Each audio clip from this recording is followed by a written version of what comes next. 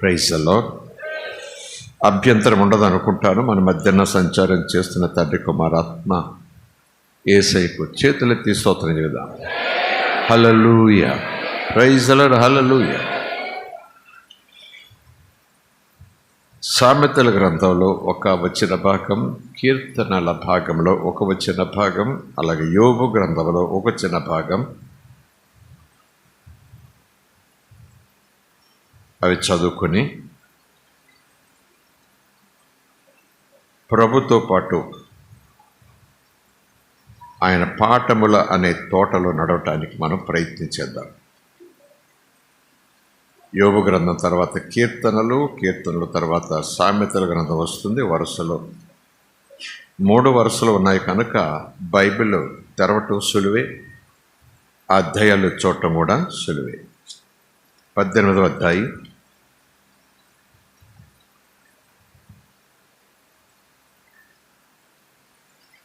21వ వచనం. జీవ మరణములు నాలుక వశం. జీవము మరణము నాలుక వశం, నాలుక స్వాధీనం. దాని యందు ప్రీతి పడువారు దాని ఫలము తింటారు. దాని ఎందంటే నాలుక యందు కాదు, నాలుక మీద ఉండే. నాలుక అంటేనే చప్పరించేది మాత్రం కాదు, నాలుక అంటేనే మాట. నాలుక అంటేనే మాట. స్తోత్రం కలుగునుగాక. సో ఆ 21వ వచనం చూస్తే, దాని యందు ప్రీతి పడువాడు. నాలుక వశములో 2 విషయాలు ఉన్నాయి. ఒక విషయం జీవం, బ్రతికిస్తుంది, బలపరుస్తుంది, బాగు చేస్తుంది, ఫలింపచేస్తుంది. మన విశ్వాస జీవితపు లేఖను చూసుకుంటే నిత్య జీవానికి, మహిమలోనికి నడిపిస్తుంది. మరొక మాట 4వ విషయంలో ఉంది. అది మరణాన్ని తెచ్చిపెడుతుంది, దుఃఖాన్ని తెచ్చిపెడుతుంది, వ్యాధిని తెచ్చిపెడుతుంది, పగలను తెచ్చిపెడుతుంది, పాపమును తెచ్చిపెడుతుంది. కందుకే కింద దాని యందు ప్రీతి పడువాడు. నాకు జీవం గురించి ఇష్టమైతే ఆ ఫలం నేను పొందుకుంటా. నాకు మరణం మీద ఇష్టమైతే అది కూడా నా నాలుక అన్నట్టు ఆ ఫలం నేను పొందుకుంటా. అదే ఉంది ఇక్కడ.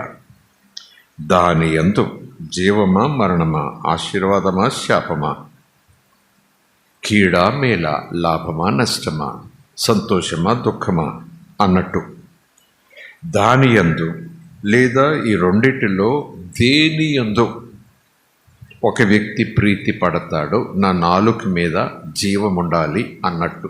ఒకవేళ అర్థమయ్యే రీతిలో అచ్చతలు చెప్పాలంటే, నా నాలుక మీద ఎప్పుడు జీవం ఉండాలి, నా నాలుక మీద ఎప్పుడు జీవం ఉండాలి, అది నాకు ఎప్పుడు జీవాన్ని ఇస్తూ ఉండాలి, జీవాన్ని చెప్పుతూ ఉండాలి అని నేను ఇష్టపడితే, ప్రీతి పడితే ఆ ఫలము నాకు తింటాను, నేనే తింటాను, నాకు లభిస్తుంది. స్తోత్రం, ప్రైజ్ ది లార్డ్. ఒకవేళ మరణమును కోరుకుంటానా, ఫలితం వచ్చేస్తుంది అంటే అయిపోతుందా అని అనుకుంటాం మనం చాలా సందర్భాలు. ఇలా అన్నాను, ఊరికే అన్నాను, సరదాగా అన్నాను, క్యాజువల్గా అన్నాను, ఊరికే నేను ఏడిపించడానికి అన్నాను, నిన్ను కొంచెం అల్లరి చేయడానికి అన్నాను. లోకం. కానీ దేవుని పిల్లలమైన తర్వాత, దేవుడు మనలోనికి తన ప్రభావాన్ని, ఆత్మను పంపించిన తర్వాత, అంతకుముందు మాట్లాడి ఏమైపోయేమో తెలియదు, కానీ మనం దేవుని పిల్లలం అవగానే ఈ మాట, ఈ నాలుక లెక్కలో తీసుకుంటుంది. ఎందుకంటే దేవుడు ఏమంటే అది అయింది. వెలుగు కలుగునుగాక, మన దేవుని పిల్లలం, అధికారం నేను మీకు ఇస్తున్నాను, నేనే మీలోకి వస్తున్నాను, మీలో నిత్యము ఉంటాను, సదాకాలం ఉంటాను. కనుక ఆయన ఆత్మ, ఆయన ప్రభావము, ఆయన నడిపింపు నాలో ఉన్నప్పుడు నా నాలుక జ్ఞానంతో మాట్లాడాలి, జీవమును కోరుకునే మాటలు మాట్లాడాలి. మరి ప్రభువులకు వచ్చిన తర్వాత నేను మరణాన్ని కోరుకుంటూ మాట్లాడితే వెంటనే మరణం రాకపోవచ్చు, ఉన్నపాటున ఏదో హార్ట్ అటాక్ వచ్చినట్టుగా ఏదో అయిపోకపోవచ్చు, లేదా వారం రోజులు అయిపోతుందమ్మా, అని ఎవరు గ్యారంటీ ఇవ్వలేదు. కానీ మన ఆత్మీయ ఎదుగుదల కదా ఆటంకమైపోతుంది. మన దేవుని యొక్క ప్రభావము, జీవశక్తి, ఆ పత్రహరితం అంటారు చూస్తారు, ఆ గ్రీన్, అది హరించుకుపోతుంది. దాన్ని మనం లెక్క చేయకపోతే, ప్రభు మాట్లాడతారు, ఖచ్చితంగా మాట్లాడతారు, దాన్ని లెక్క చేయకపోతే పదే పదే పదే పదే ఆ మాటలు పలుకుతూ పోతే, రక్షణ విషయంలో ఏమో కానీ అలా ఉంచండి, మిగిలిన ఆత్మీయ శాంతి, సమాధాన, నిత్యత్వపు జీవితంలో, నిరీక్షణ కలిగిన జీవితంలో మనం వెనకబడిపోతాం. ఎప్పుడు దిగులుతో ఉంటాం, అశాంతితో ఉంటాం, ఎప్పుడు అనారోగ్యంతో ఉంటాం, ఎప్పుడు బెంగతో ఉంటాం, ఎప్పుడు భయంతో ఉంటాం, ఎప్పుడు దిక్కుతోచకుండా ఉంటాం. ప్రతిరోజు మన మనసంతా కూడా ప్రశ్నల పరంపరతో నిండిపోతుంది. ఏం జరుగుతుందో ఏంటో, ఏమంటానో లేదో, అది నా పిల్లలు ఎలాగుంటారు ఏంటో, ఏమో కానీ అని ఈ ప్రత్యేకమైన ప్రశ్నల పరంపరతో వ్యక్తి నిండిపోతాడు. అవి క్యాజువల్గా వస్తాయని అనుకోవద్దు. కానీ అసలు ఉదాహరణకు నేను చెప్పాలని ప్రయత్నం చేస్తున్నాను. ప్రభు మన చేయి పట్టుకున్న తర్వాత, ప్రభు మనలోకి వచ్చిన తర్వాత, ప్రభు నావాడైన తర్వాత, నేను ప్రభు సొంతమైన తర్వాత, యేసు ప్రభువుకు నేను తోటి వారసుడైన తర్వాత, దేవుడే నా పక్షముగా ఉంటే నాకు విరోధులు ఎవరు అనే మాటలు నాకు హామీ ఇస్తూ ఉంటే, మనలో మనమాటగా చెప్తున్నాను.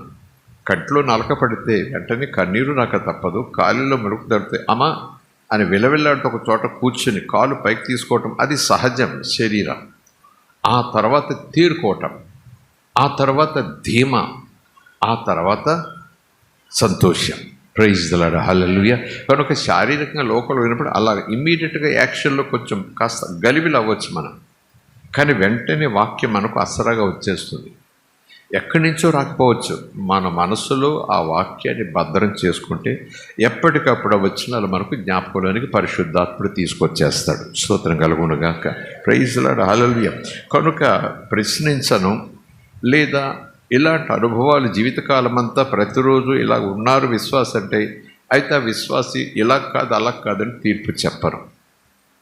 కంటే శాంతి ప్రదాత, ఆయన దగ్గరికి వస్తే శాంతి, ఆయన కళ్ళల్లో శాంతి, ఆయన చేతుల్లో శాంతి, ఆయన మాటల్లో శాంతి, ఆయన నీడలో శాంతి, ఆయన పాదాల దగ్గర శాంతి.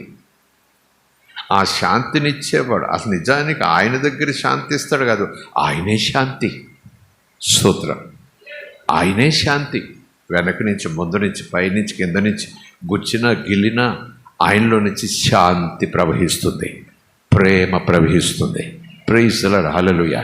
ఈ చేతుల్లోంచి శాపం, ఈ చేతుల్లోంచి ప్రేమ, ఈ కంట్లోంచి శాంతి, ఈ కంట్లోంచి అదేదో నా ఈ సలట్టుడు కాదు. పరిపూర్ణంగా ప్రేమ, పరిపూర్ణంగా నీతి, పరిపూర్ణంగా సత్యం, పరిపూర్ణంగా జీవం, పరిపూర్ణంగా పరిశుద్ధుడు, పరిపూర్ణంగా శాంతి. ప్రైజ్ ది లార్డ్, హల్లెలూయా. దేవునికి స్తోత్రం. కనుక ఆ శాంతినిచ్చేవాడు ఎక్కడ ఉంటే అయ్యో బాబోయ్ నేను ఏమైపోతున్నాను అనుకోవచ్చేమో, కానీ ఆయన నాలోకి వచ్చాడమ్మా, నాతో ఉన్నాడమ్మా, పోతానని ఇప్పుడు అనలేదమ్మా, నేను పొమ్మంటే కానీ పోయేలా లేడమ్మా అని అనుకున్నా. మరి శాంతి నాలోకి వచ్చిన తర్వాత, ఆ శాంతినిచ్చే నిధి నాలోకి వచ్చేసిన తర్వాత, నిధి ₹1 పావలా కాదు, ఇక్కడ తవ్వాను దొరికింది, అక్కడ తవ్వాను కాస్త దొరికింది, అక్కడికి వెళ్ళాను ఇది దొరికింది, నోవే. నిధి నాలోకి వచ్చేసింది, ఆ గని నాలోకి వచ్చేసింది, అమ్మాయి నాలోకి వచ్చేసింది. శాంతి దాని పేరు, ప్రేమ దాని పేరు. స్తోత్రం కలుగునుగాక. సో మనలో మనమట్టుగా రీజన్ చేద్దాం, కాస్త ఆలోచన చేద్దాం, అవగాహన చేసుకోవడానికి ప్రయత్నం చేద్దాం. అంతకుముందు కాసేపు శాంతి, కాసేపు అశాంతి, కాసేపు సంతోషం, తర్వాత అసంతోషం. కానీ ఆయన నాలోకి వచ్చిన తర్వాత అశాంతి కలిగిన అశాంతిని ఆయన ఉండనివ్వడు. నాకు దుఃఖం కలిగిన దుఃఖాన్ని సంతోషంగా మార్చేవాడు నాలో ఉన్నాడు. నాకు బలహీనత కలిగిన భయం కలిగిన దాన్ని ధైర్యముగాను బలముగాను మార్చగలిగిన దేవుడు నాకు తోడుగా ఉన్నాడు. ఆయన నా వాడయ్యాడు. కనుక ఒక ఆలోచన, సరాసరి చాలామందితో ఇలాగున వాదం పెట్టుకున్నట్టు కాకపోయినా ఆలోచన చేద్దాం అన్నట్టుగా చెబుతుంటానే. ఆ శాంతినిచ్చే మహాదేవుడే ఆ శాంతి నీకు ఇస్తానని రమ్మన్నాడు. నా శాంతి నీకు ఇస్తాను అన్నాడు. ప్రయాసపడి భారం మోస్తరు వచ్చేసే అన్నాడు. ఆయన ఇచ్చేది కూడా నీకు బహుగా దాహంగా ఉంటే ఈ కొంచెం నీళ్లు తాగి బ్రతికిపో అన్నవాడు కాదు, పూర్తిగా నీ దాహం తీర్చేస్తాడు. స్తోత్రం కలుగునుగాక. ఇంకా చెప్పాలంటే లేఖనం అసలు నీకు దాహమేయకుండా చేసేస్తాడు. Praise the lord, hallelujah. That is the word in the Bible, in the book of John, gospel of John. ఈ నీళ్లు నీ దాహాన్ని కొంతకాలం, కొంత సమయం, కొన్ని ఘడియలు నీకు ఇస్తాయి. నీ అమ్మ బాగుంది, బతిపోయాను, అంతే. లోకం లేదా లోకరీతిగా ఉండే ఏ ప్రయత్నమైనా సరే just temporary satisfaction, temporary contentment, అంటే తృప్తి, టెంపరీ బాగున్నా చాలు, ఇలా బాగుంటాను. మళ్ళీ మన్నాడు అదేంటో ఇదేం బాగులే అనుకుంటున్నాను. ఆ నోటితోనే ఏం కోరానో ఇంకేం కోరాను, ఇది ఉంటే చాలు, నాకు ఇంత ఉంటే చాలు, నేను వరకు చప్పట్లు కొట్టి నేను మరి ఏం చూశానో, ఎవరిని చూశానో, ఆ తర్వాత నా కన్ను ఎలా మెరిసిందో, అప్పటి నుంచి అది కావాలని ఎప్పుడు కోరానో ఆ కోరటం ఎక్కువైపోయింది. అప్పుడు నేనేమన్నా నిన్ను చెప్పిన మాటను పక్కబెట్టి ఏముందిలే ఎప్పుడవుతానో అన్నట్టు. స్తోత్రం కలుగునుగాక. ప్రైజ్ ది లార్డ్, హల్లెలూయా. ఇలాగున కనుమెరుపుతో మన తీరు మారిపోతుంది. కానీ ఆయన పిలిచాడు మనల్ని, శాంతినిస్తాను, నా శాంతినిస్తాను, లోకమిచ్చే శాంతిలాగా ఉండదు నా శాంతి. ఇంత ధీమాగా, ఇంత హామీగా ఈవెన్ ప్రెసిడెంట్ సైన్ చేశారు, ప్రైమ్ మినిస్టర్ సైన్ చేశాడు, యునైటెడ్ నేషన్స్ సైన్ చేసింది, ప్రపంచ బ్యాంక్ సైన్ చేసింది, ప్రపంచమంతా ఒప్పుకోవాల్సింది అంటుంది. ఈ మహాదేవుడు సైన్ చేయకపోయినా నీ గుండెల మీద, నా గుండెల మీద చేతి విరలుతో రాశాడు, I will give you rest, I will give you peace, my peace. Praise the lord, hallelujah. బంగారాలన్నీ ఒకటే కావచ్చు, అమెరికా బంగారం, లండన్ బంగారం, లేదా ఇండియా బంగారం, అంటే దాన్ని బట్టి క్వాలిటీ ఏమైనా తేడా వచ్చాము, కానీ బంగారాలన్నీ బంగారాలే. కానీ ఎందుకు ప్రభు అన్నాడు నా శాంతి లోకమిచ్చే శాంతి లాంటిది కాదు, అంటే సంథింగ్ ఈజ్ టోటలీ డిఫరెంట్. కనుక అలాగని పిలిచినవాడు వ్యాపారశాలలో ఇస్తాను కానీ నువ్వు ఏం తెస్తావు, ఎంత తేగలవు, నువ్వు ఎంత తెస్తే అంత శాంతి పొట్లం కట్టిస్తా, నువ్వు ఎక్కువ తీస్తే అంత ఎక్కువ శాంతి ఇస్తా. ఈ మాటలు బైబిల్లో లేవు, కానీ అలాంటి భావం, అలాంటి ఆలోచన విధానం చూచేవారికి కలిగేలాగా, భక్తి చేసేవారికి మరింత కలిగేలాగున ఏ దినాల్లోనో బోధ ప్రారంభమైంది. కంప్లీట్ దేవుని యొక్క ప్రిన్సిపల్ని అప్సైడ్ డౌన్ చేసేసే బోధలు వచ్చేస్తున్నాయి. అంచె దినాలు, అపాయకరమైన దినాలు. స్తోత్రం కలుగునుగాక. నువ్వు ఎంత తెస్తే అంత ఇస్తాడు, ఎంత ఇస్తే అంత ఇస్తాడు, ఎంత ఇస్తే అంత దీవిస్తాడు. ఇది లేఖనాలు ఉంటే ఉండొచ్చు, సంతోషంగా ఇచ్చేవాడు దేవుడు దీవిస్తాడని అక్కడొకటి ఉండొచ్చు. కానీ మరిన్ని చోట్ల చాలా వచనాలు ఉన్నాయి. ఆ పేద విధవరాలు రెండిచ్చినట్టు రెండంకే కానీ ఉన్నదంతా ఇచ్చిందని ప్రభువు చెప్పారు. స్తోత్రం కలుగునుగాక, హల్లెలూయా. మరి లేఖనాలు పెట్టుకుని డిబేట్ పెట్టుకుంటే అలాంటి మాటలన్నీ దూరం పెట్టేస్తాం మనం.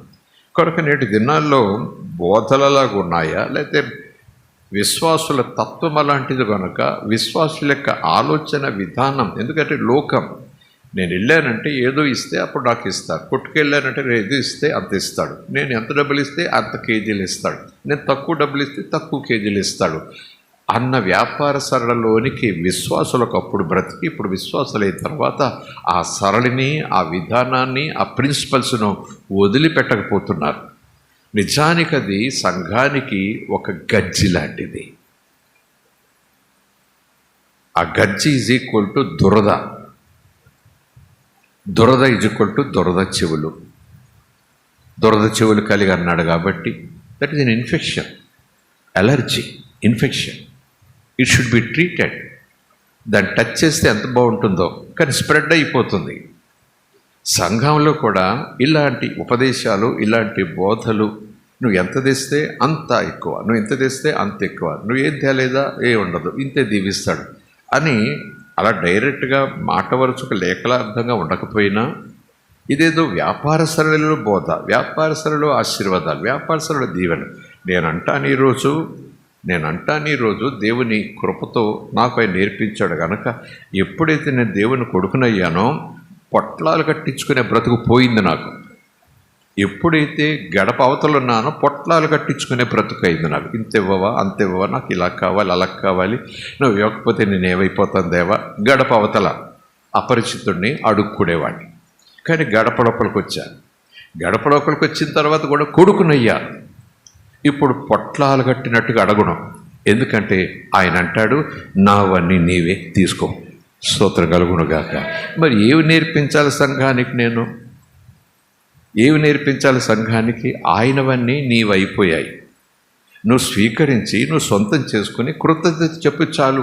అన్ని దేవుడి ఏర్పాట్లు చేసేస్తాడు. స్తోత్రం కలుగునుగాక. సో అలా కూడా నా శాంతిని మీకు ఇస్తాను, రండి రండిని చేతులు చాపి మరీ పిలిచాడే. షరతులు ఏమి పెట్టలేదే. ఒకవేళ ఆమె ఏదో కొండలెక్కే పని చెప్పాడైనా, నిప్పుల్లో నడిచే పని ఏదో చెప్పాడైనా, అవి చాలా కష్టమైన పని చెప్పాడు అంటే ఆయన చెప్పిన మాటల్లో ఒకవేళ షరతు ఉంది, దాన్ని కూడా షరతుగా మనం చూసుకోవాలి అని అర్థం చేసుకుంటే ఆయన దగ్గరికి వెళ్ళటమే. ఇంకేం షరతు పెట్టాడు అక్కడ? నా శాంతి నీకు ఇవ్వాలంటే నేటి దినాల్లో సంఘంలోకి వచ్చిన అదే మాట, గుళ్ళు గోపురాలకు వెళ్ళిన అదే మాట, చెట్లు చేమల్లోకి వెళ్ళిన అదే మాట, దేవీ దేవతల దగ్గరికి వెళ్ళిన అదే మాట, ఇదే మాట. ఈయనేమో free, come come come come అని పిలుస్తున్నాడు. అలా ఫ్రీగా వచ్చిన మనము మళ్ళా ఆయన మీద ఇంకోలా మనసు పెట్టుకుంటున్నాం, ఫ్రీగా ఇవ్వడని. ఏదో భక్తి చేస్తే ఇస్తాడన్నట్టుగా. ఏమో భక్తిని మీరు నేను ఎలా అర్థం చేసుకుని వాడుకుంటామో తెలియదు, కానీ ఈరోజు ఈ మాట ప్రభు మాటగానే స్వీకరిద్దాం. నీ భక్తి నా భక్తి మన పట్ల ప్రభుకున్న ప్రేమను పెంచదు, తగ్గించదు. ప్రభువుకు మన పట్ల ఉన్న ప్రేమను. స్తోత్రం కలుగునుగాక. Praise the lord. Hallelujah. So అందుకని అంటాడు, చిన్న పిల్లల్లాగా రండి నా దగ్గరికి, చిన్న పిల్లల్లాగా నా మాట వినండి, చిన్న పిల్లల్లాగా మీరు నన్ను వెంబడించండి, చిన్న పిల్లల్లాగా అడగండి, తీసుకోండి. That's all. Holy holy. కనుక షరతులను ఏమిటి అనాలి? అది మాత్రం షరతు కదా అండి. శాంతినిచ్చేవాడు నేను పడుకుని ఉంటా, కూర్చుని ఉంటా, ఆడుకుంటుంటా, నా పనిలో నేను ఉంటా. ఇచ్చేవాడు నా దగ్గరికి రమ్మనండి, ఇమ్మనండి అనే తీరు దెయ్యపు మాటే. అలాంటి మనస్తత్వం ఉన్న వ్యక్తి ఎవరైనా ఉన్నాడంటే ఖచ్చితంగా 100% దెయ్యపు మనసే అని అనుకోవాలి. అందులో సందేహం లేదు. స్తోత్రం. నేను అనుకుంటాను సుమా, అసలు ఇచ్చేవాడెవరు? ఏమివ్వటానికి పిలుస్తున్నాడు? టన్నుల కొద్ది బంగారం ఉన్నవాడికి మనశ్శాంతి ఉందా? మేడమిద్దులో 100,000 మేడమిద్దులు ఉన్నవాడికి మనశ్శాంతి ఉందా? దేశాలని సెంట్ ఎంత చెప్పి బేరం పెడితే దేశాలను కూడా రాయించేసుకోగలిగిన కోటీశ్వర్లు ఉన్నారు ఈ దేశంలో, అనేక దేశాల్లో. సెంట్ ఎంత అని ఒకవేళ గవర్నమెంట్ పెడితే ప్రైస్ ట్యాగ్, అది కూడా చెల్లించి నాది అని రాయించుకోగలిగిన ధనవంతులు ఉన్నారు. ఈరోజు ప్రభు అంటాడు, వాళ్ళకి శాంతి ఉందా? ఇండస్ట్రీస్ ఉండొచ్చు, శాంతి ఉందా? రాజ్యాలను వెళ్ళొచ్చు, శాంతి ఉందా? లేదు. కనుక ఈ శాంతి ధనమున్నా లేకపోయినా మనిషిని బ్రతికిచ్చేస్తుంది, ఇంకా మనిషిని సంతోషంగా ఉంచుతుంది, ఆ మనిషికి నిరీక్షణ కలగజేస్తుంది. Praise the lord. హల్లెలూయా. ఏ శాంతి నీకు కావాలి? లోకమిచ్చే శాంతి అయితే వెళ్ళండి, అంగట్లో సరికది. నువ్వు ఏదో ఇస్తే నీకు ఇస్తుంది అది, నువ్వు ఏదో చేస్తే నీకు వస్తుంది అది. కానీ నేనిచ్చే శాంతి ఏమీ లేదు. నా చేయి పట్టుకో, నా చేతుల్లోకి రా, everything is okay. Praise the lord. Hallelujah. దేవుని మనకి స్తోత్రం. అందుకే భక్తుల చేత మాట రాయించారు, ఎందుకు బెంగపడతావు, ఎందుకు ఆలోచన చేస్తావు, ఎందుకంత కృంగిపోతావు సంఘమా? ఒక వ్యక్తి, ఒక విశ్వాసి, నీ కొరకు చింతించే ఒక ఆయన ఉన్నారు, నీ గురించి బాగా ఆలోచన చేసే ఒక ఆయన ఉన్నారు. కనుక ఆయన దగ్గరికి నీ చింతలన్నీ పట్టుకురా, నీ సమస్యలన్నీ పట్టుకురా, నీ టెన్షన్స్ అన్నీ పట్టుకురా, నీ ఒత్తిడులన్నీ పట్టుకురా, నీ భయాలన్నీ పట్టుకురా, నువ్వు కృంగని విధానాలన్నీ అంత పట్టుకొచ్చాయి. పుట్ ఇట్ యాజ్ ఫీట్, ఆయన పాదాలు తెరిపెట్టేసాయి. Then you see how he will settle the matters. Praise the lord. Hallelujah. Magician అని అనను కానీ, ఆయన ఒక మాంత్రికుడుగా అని ఆ మాట అనను కానీ, చూడు ఆయన ఎలా చక్కబెట్టేస్తాడు సమస్యలు. Praise the lord. హల్లెలూయా. దేవుని మనకి స్తోత్రం. సమస్య వచ్చిందని నేను తల బాదుకుంటే నా తల పప్పు గడుతుంది.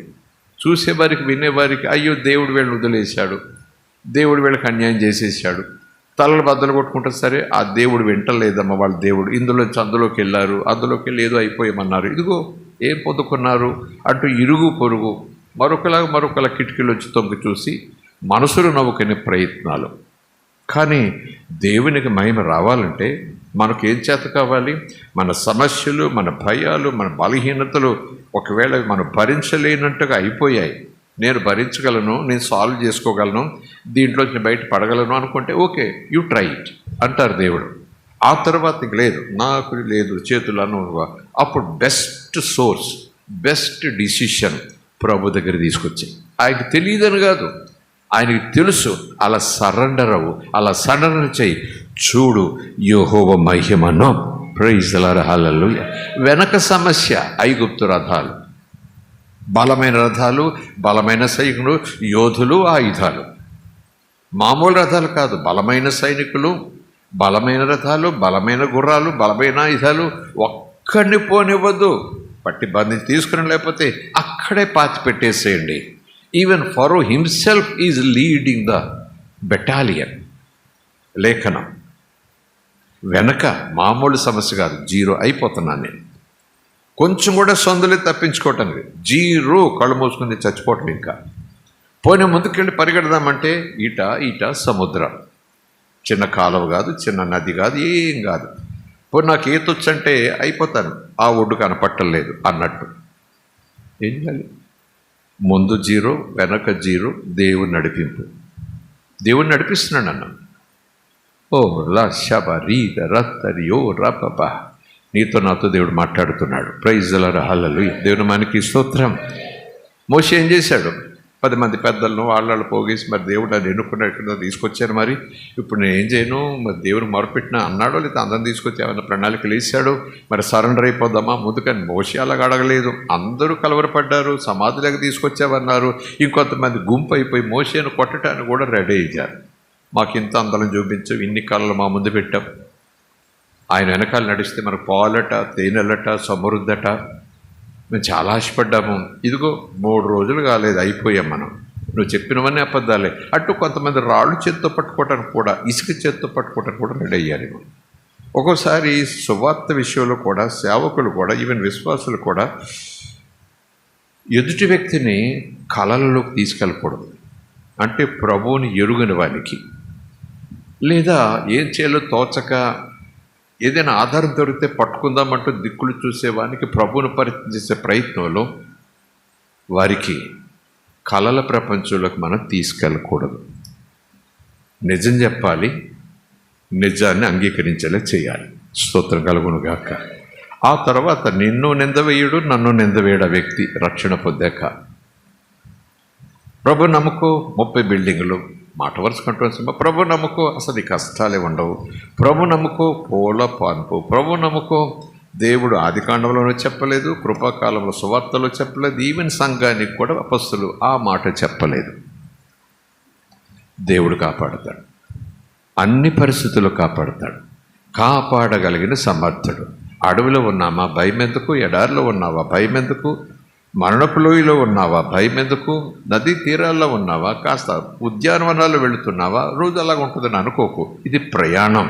కానీ ఒకటి మర్చిపోకు, అయ్యో ఉద్యానవనం అయిపోయింది, నెక్స్ట్ ఎడారి, నెక్స్ట్ అరణ్యం, నెక్స్ట్ మరణపు లోయట, టెన్షన్ పెట్టేసుకోకు. ఒకవేళ ఎవరైనా నెక్స్ట్ నీకు ఎడారి జీవితం అమ్మా, ఆ తర్వాత కొద్ది సంవత్సరాలకి నీకు నదీ తీరాల జీవితం అమ్మా, ఆ తర్వాత కొద్ది సంవత్సరాలు నువ్వు మరణపు లోయల్లో ఉన్నట్టు నీ జీవితం ఉంటుందమ్మా. కొంతమంది అన్యుల్లో కూడా ఇలా చెప్తుంటారు, ఇన్ని సంవత్సరాలు మీరు ఇలా ఉంటారు, తర్వాత మీరు ఇలాగవుతారని. అలా క్రైస్తవులు కూడా ఆ రీతి వచ్చేసింది. ఆ దినాల్లో ఇజ్రాయేలు దేవుడు ఎలా ఎందుకు చెప్పేలా నడిపించాడో తెలియదు, కానీ ఇప్పుడు దర్శనాలు, ప్రవచనాలు ఇవి చెప్తున్నారు. వచ్చే సంవత్సరం ఇలాగా, తర్వాత నీ కష్టాల, తర్వాత నీ శ్రమ, ఆ తర్వాత నీకు ఇది, తర్వాత నీకు ఇది, ఓకే ఉంటే ఉండనివ్వండి, దేవుడి బయలుపరిస్తే దేవునికి స్తోత్రం. కానీ నేననేది ఏంటంటే, ఆ వివరాలు ఆయన చెప్పమంటే మనం విందాం, చెప్పించుకుందాం. కానీ నాకు ఒక వివరం తెలిస్తే చాలు, ఆ వివరం సత్యమై ఉంటే చాలు.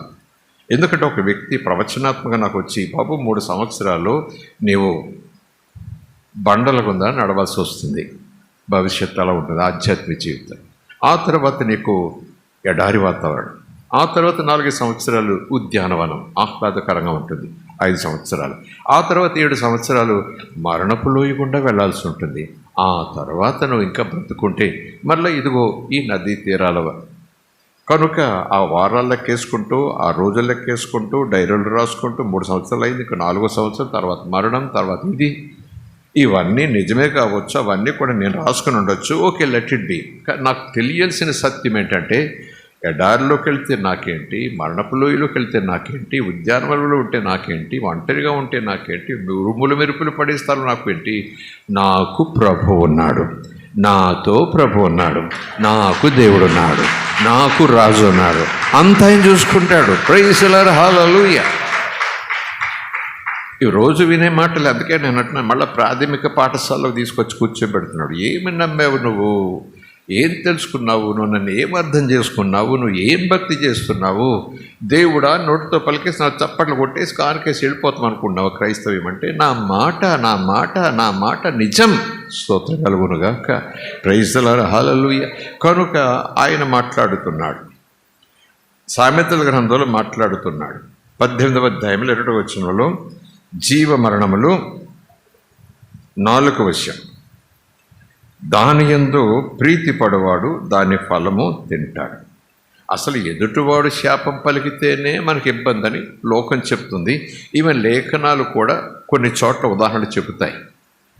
ఎదుటివాడు నన్ను శపిస్తేనట, ఈవెన్ ఇప్పుడు కూడా ఎదుటివాడిని శపిస్తే ఆ శాపం నా రక్షణను పోగొట్టదు, ఆ శాపం నన్ను ప్రభుకి దూరం చేయదు, ఆ శాపం నన్ను మహిమలో నుంచి కిందికి లాగేయదు. ఎదుటివాడి శాపం పెడతాడు, నువ్వు చావాలి, నీళ్ళంటోడు బతకూడదు, నీ వల్ల మా గ్రామం చెడిపోయింది, నువ్వు చచ్చిపోతే బాగు, నువ్వు పురుగులు పట్టిపోవాలని లోకం ఎంతగానో క్రైస్తవులకు చక్కటి బేదలిస్తూ ఉంది.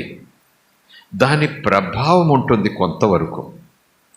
అది కూడా మనం ఎప్పుడైనా ఉదయం, మధ్యాహ్నం, సాయంకాలం అలాంటి మాటలు అయినవారు కానివారు కోపంతో నిజంగానూ పలికితే ఏం కాదనన్నా పర్లేదు. కానీ కొంతమంది దైవజనులు చెప్తారు, సాయంకాలం ప్రార్థనలో ఆ మాటలు జ్ఞాపకం చేసుకుని యేసు నామములో ఆ ప్రభావం అంతా కొట్టేస్తున్నా, యేసు నామములో ఆ మాటలన్నీ కొట్టేస్తున్నా, ఆ మాటల్లో ఉన్న ఆ నెగిటివ్, ఆ వ్యతిరేకమైన ఆ జీవాన్ని నేను లయపరిచేస్తున్నా అని శుభ్రంగా పడుకోవచ్చు. స్తోత్రం కలుగునుగాక. కొంతమంది దైవజనులు ఆ రీతి ఆధ్యాత్మిక జీవిత పాఠాలను నేర్పిస్తూ ఉంటారు. కనుక నేనేం కోరుతున్నాను, జీవాన్ని కోరే కదా ప్రభు దగ్గరికి వచ్చాను, జీవాన్ని కోరే కదా రక్షణ పొందాను, జీవాన్ని కోరే కదా పాపం నాకు వద్దనుకున్నాను, పాపం నాకు కావాలనుకుంటే పాపానికి వచ్చే మరణం, పాపానికి వచ్చే జీవితం మరణం, అది నరకం. నేను నరకం కోరుకుని ఉంటే, నేను పాపం కోరుకుని ఉంటే, నేను మరణం కోరుకుని ఉంటే ఈ జీవాన్ని అడిగేవాడిని కాదు. రక్షక నన్ను రక్షించు, నేను పాపిని, నన్ను క్షమించు, నాకు రక్షణ కావాలి, నా పాపాన్ని క్షమించనే మాట నా నాలుక మీద నుంచి రాదు కదా.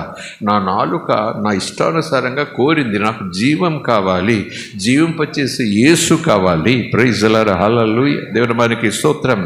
కనుక నాకు ఇంకొక అవగాహన ఈ మాట చెప్పినంటే, ఆ నాలుకతో నేను ఎలాగైతే యేసును సొంతం చేసుకున్నానో, యేసు రక్తం చేత కడగబడ్డాను, యేసు నామాన్ని అధికారంతో పొందుకున్నాను, ఆ నాలుక మాట ద్వారా ఎలాగైతే పాప ప్రాయశ్చిత్తపు అనుభవాన్ని సొంతం చేసుకున్నాను, జాగ్రత్త జాగ్రత్త జాగ్రత్త, అదే విశ్వాసం అయిన తర్వాత అదే నాలుక మాటతో కీడులకు కూడా నేను ద్వారం తెరిచే అవకాశం ఉంది.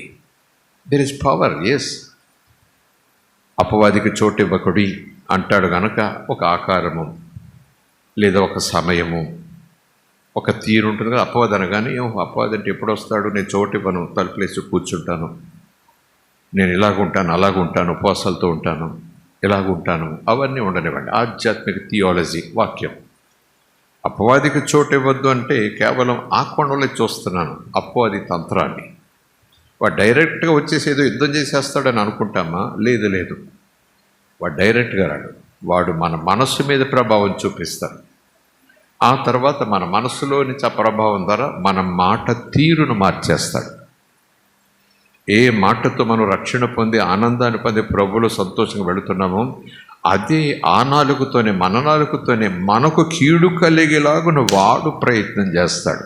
లేఖనం అపవాది తంత్రములను ఎరుగుని వారిగా ఉండకూడదు, ఎరిగిన వారుగా. స్తోత్రం కలుగునుగాక. ప్రైజ్ ది లార్డ్, హల్లెలూయా.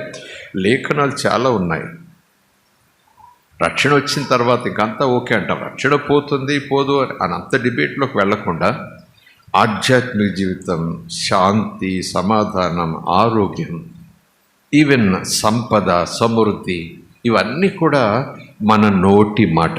మన మాట కాదు అది, దేవుని మాట మన నోటి యందు ఉంచుకొని ఆ మాటను నేను నాలుకతో పలకాలి.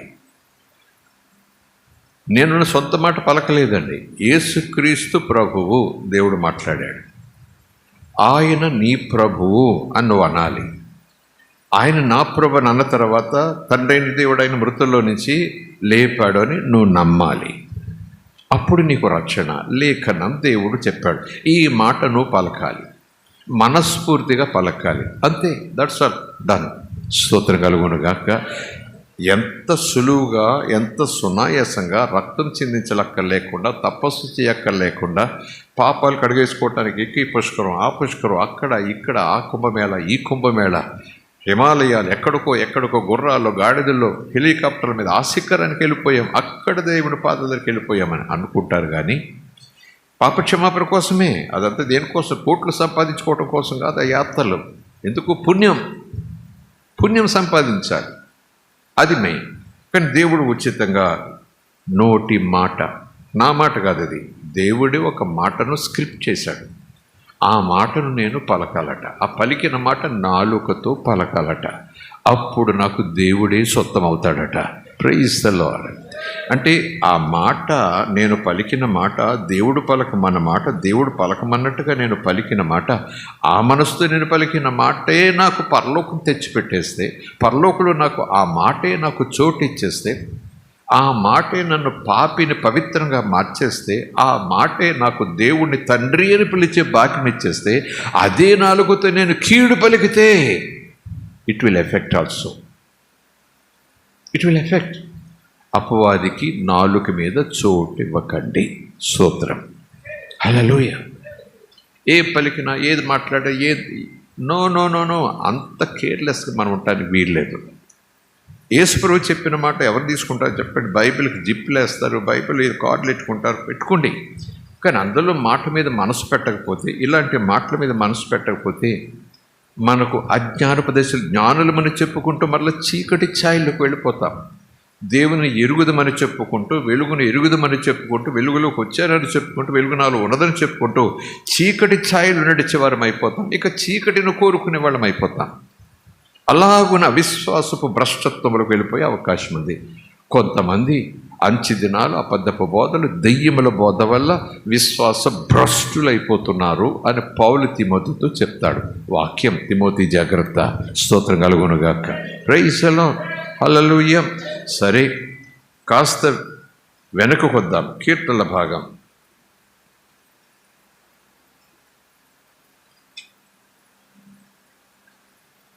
ఓ తండ్రి స్తోత్రం. యెరూషలేము ఎన్నిసార్లు వెళ్ళొచ్చారు, యొర్దాను నదులు ఎన్నిసార్లు మునగొచ్చారు, పలానా చోటికి ఎన్నిసార్లు వెళ్ళొచ్చారు, పలానా దైవజనుడు ఎన్నిసార్లు నిమిత్త చేసి ప్రార్థన చేశారు. సంఘానికి నేటి దినాల్లో అదే ప్రత్యేకం అయిపోతా ఉంది ప్రభా. అది చూసుకునే మురిసిపోతూ ఉన్నారు విశ్వాసులు. అంతేనా ప్రభా? నీతో జీవితం అంటే అంతేనా? కాదు కదా. 19వ అధ్యాయం 19వ కీర్తన, అధ్యాయం అని కన్నా 19వ కీర్తన. ప్రధాన గాయకునికి, కాయిర్ లీడర్ అన్నమాట, ఒక ప్రార్థన పాటలు పాడే గుంపు ఉంది. దానికి లీడ్ చేసే ఒక ఆయన ఉంటాడు. అలాగే మందకు కాపరి, దట్స్ ఒక బిజినెస్కి మేనేజర్, ప్రజల గుంపు పరిపాలించే ఒక అధికారి, లేకపోతే చెల్లాచెదురు. అందుకే నా ఇష్టం నాకు ఇలాగే వచ్చు, అలాగే వచ్చు, అలాగే. కానీ నువ్వు సిస్టంలోకి రావాలి, ఆ క్రమంలోకి రావాలి, నువ్వు నేర్చుకోవాలి, నేర్చుకుని సాధించాలి. స్తోత్రం కలుగునుగాక. Praise the Lord. సో 19వ కీర్తనలో దావీదు కీర్తన దాదాపు చివరి భాగంలోకి వద్దాం. 13, 14 చూద్దాం. దురభిమాన పాపములు.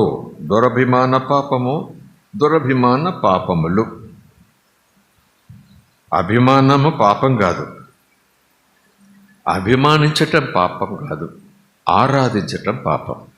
Praise the Lord. అభిమానము దురభిమానం, చెడ్డ అభిమానం. ఏది చెడ్డ అభిమానం? ఇది చెడ్డ, ఇది మంచి అభిమానం అని ఎవరు నిర్ణయిస్తారు? India government నిర్ణయించాలా? ఆంధ్రప్రదేశ్ వారు నిర్ణయించాలా? ఏ భక్తుడు నిర్వచించాలి? ఏది చెడ్డ అభిమానం, ఏది మంచి అభిమానం? ఎలాంటి అభిమానం మనం కలిగి ఉండాలి?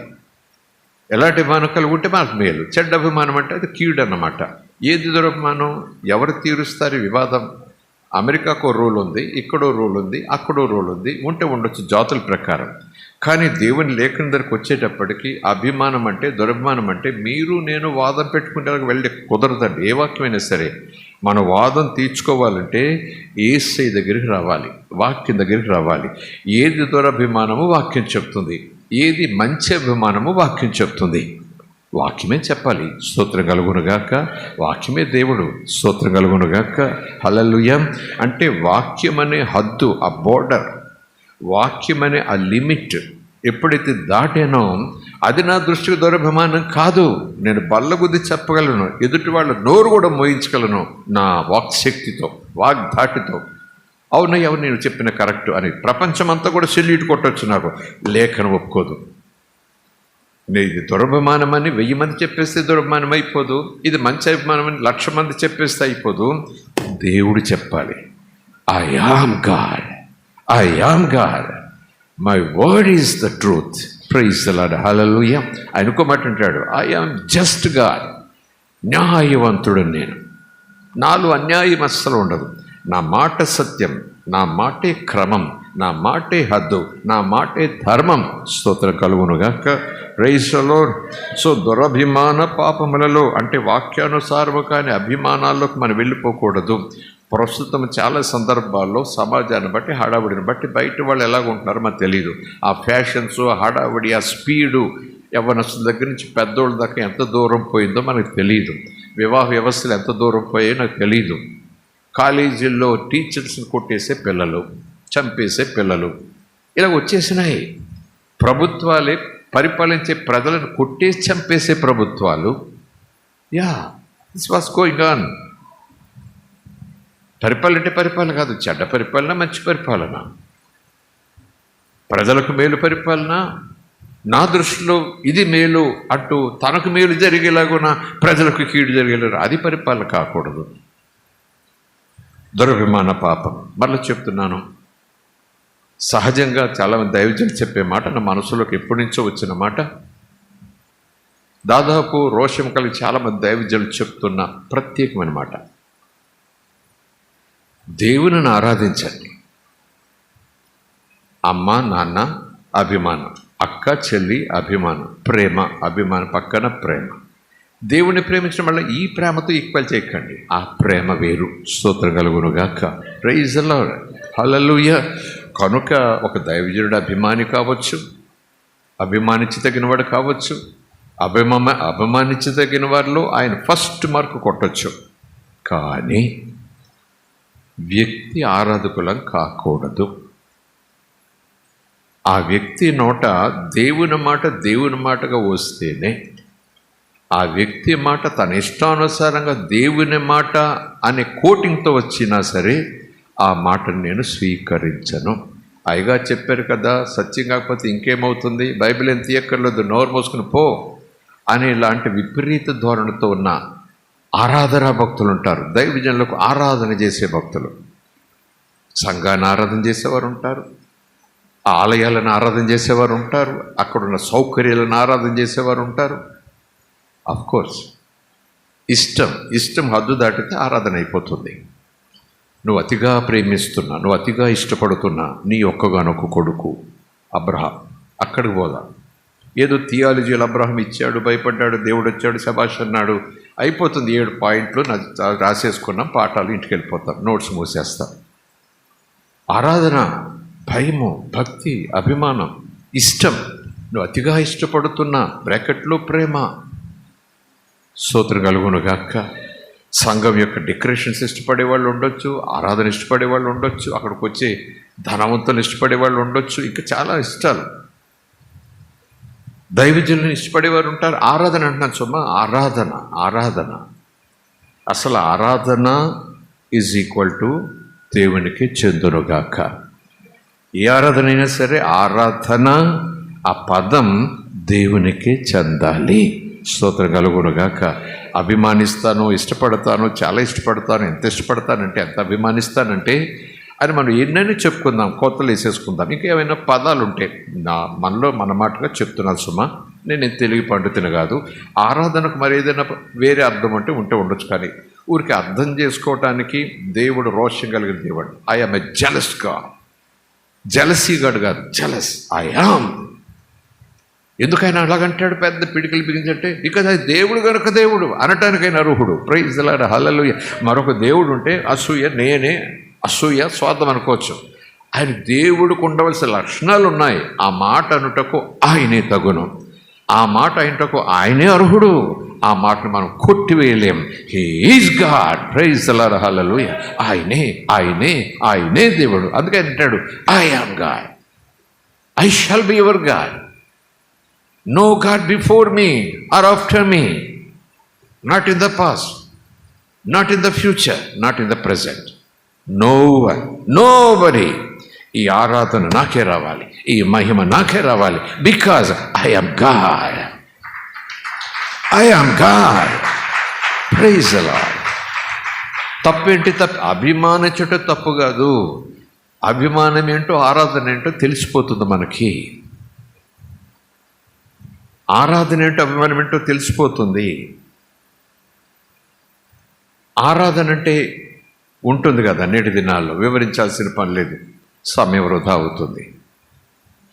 అభిమానించేవారిగా ఉండాలి తప్ప ఆరాధించేవారిగా ఉండకూడదు, సాగిలిపడే వారిలాగా ఉండకూడదు. ఆరాధించడం అంటే మరొక మాటలో చెప్పాలంటే నమస్కారం, ఇంకోలా చెప్పాలంటే కాళ్ళకు సాగిలి పడిపోవటం. ఆరాధన ఈజ్ ఈక్వల్ టు సాగిలిపడి నమస్కారం చేయటం అని ఇంకొక మాట కూడా చెప్పుకుందాం.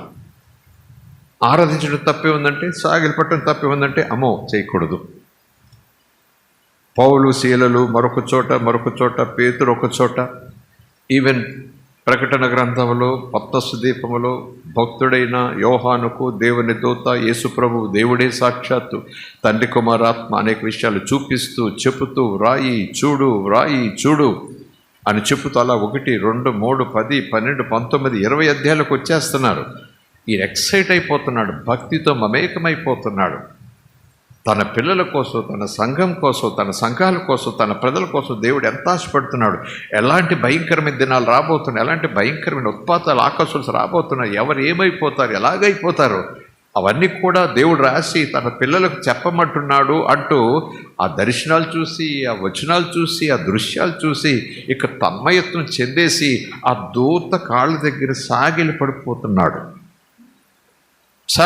దూత ఏమన్నాడు చెప్పండి? అయ్యగారు 4 ప్రసంగాల చేతుల్లోకి మీరు సాగిలి పడిపోతారు, ఏం చూపించక్కర్లేదు. నిజానికి ఆ దూత చూపించినవి మామూలు స్థలం తీసుకెళ్ళలేదు, మామూలు చూపించలేదు. నిజానికి మనలో మనమాటగా విపరీతమైన బోధ అనుకోకండి. ఉదాహరణకు నీవు నేను కాసేపు కూర్చొని ఆలోచన చేస్తే పరలోకంలో అన్ని సంగతులు చూపించాడు, వాటి వివరాలన్నీ చెప్పేశాడు, వాటి వల్ల వచ్చే ఫలితం చెప్పేశాడు, అవి తప్పించుకోవాలంటే ఎలా ఉండాలో చెప్పేశాడు. ఇంత చెప్పిన ఆయనకు నమస్కారం చెయ్యకుండా ఉండగలమా అని మీరు నేను యోహాన్తో పాటు నమస్కారం చేస్తాం. తప్పేముంది బాబు అంటారు. కానీ ఆ సన్నివేశం చూస్తే అక్కడ ఆ స్థలంలో సాగిలి పడుతుంటే ఆ దూత ఏమన్నాడు? పెడితే పెట్టేవిలే, ఇంకో నమస్కారం పెట్టినా పర్లేదు, 100 ఆయనకి పెట్టు, నాకు 50 పెట్టు అనలేదు ఆ దూత. చదివారా మీరు? వచ్చిన మీ బైబిల్లో ఉందా? పెడితే పెట్టేవాళ్ళు కానీ పెట్టించుకుంటాను, కానీ నేను దండం పెట్టించుకోలేదనుకో నువ్వు బాధపడతావు. ఇదో థీరీ. దండం పెట్టించుకోకపోతే విశ్వాసులు బాధపడతారట. అంచేత అయ్యగారండి దండాలు పెట్టించుకోండి మీరు అంటారు కొంతమంది. నాతో అన్నారు కొంత తొలి దినాల్లో సేవలకు వచ్చేది, తొలి దిన కొంత దాగించారు. కాళ్ళకు మొక్కుతుంటే భయపడి షాక్ ఉంటున్నట్టు వెనకపోతూ ఉంటే వాళ్ళు సెంటిమెంట్గా ఫీల్ అవుతారండి. వాళ్ళ ఇంటికి వెళ్ళి నిద్ర పట్టదండి. వాళ్ళు దేవుడు వెనకెళ్ళిపోయాడని అనుకుంటారండి.